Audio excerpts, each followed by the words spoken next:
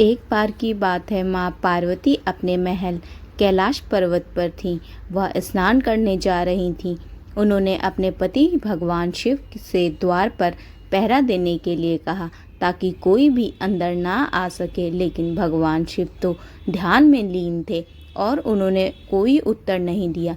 माँ पार्वती को लगा कि शिवजी ने उनकी बात नहीं सुनी।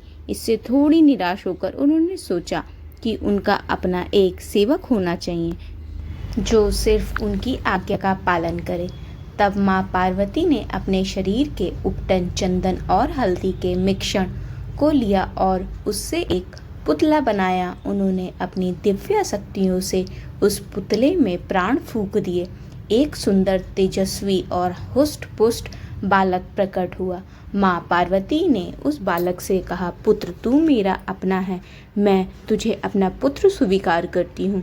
जा द्वार पर पहरा दे और याद रख, मेरी आज्ञा के बिना किसी को भी अंदर मत आने देना। बालक ने कहा, माता, आपकी आज्ञा शिरोधार्य है।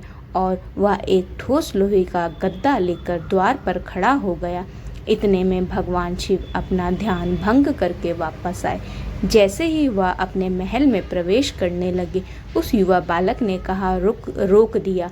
रुकिए। बालक बोला, माता पार्वती स्नान कर रही हैं, आप अंदर नहीं जा सकते। शिवजी आश्चर्यचकित रह गए।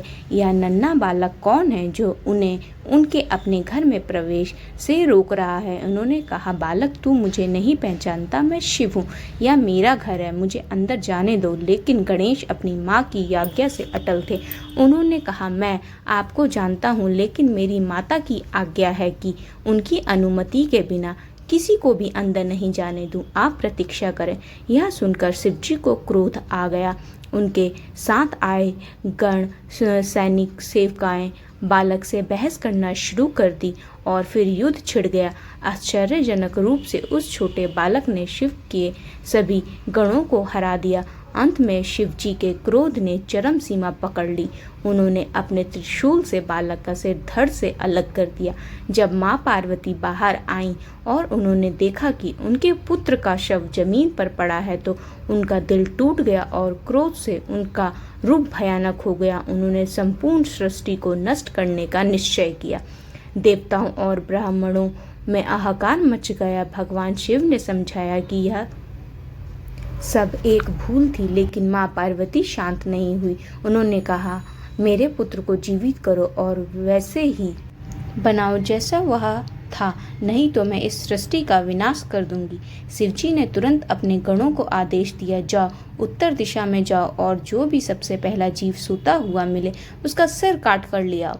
गण उत्तर दिशा में गए और वहां उनके एक विशाल हाथी देखने को मिला जो अपने बच्चे के साथ सो रहा था। उन्होंने उस हाथी के बच्चे का सिर काट लिया और उसे शिवजी के पास लेकर आ गए। भगवान शिव ने तुरंत उस हाथी के सिर को बालक के धड़ पर रखा और अपनी दिव्य शक्ति से उसे जीवित कर दिया।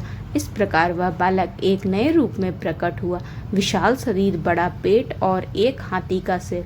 यही है हमारे गजानन और गणपति जी।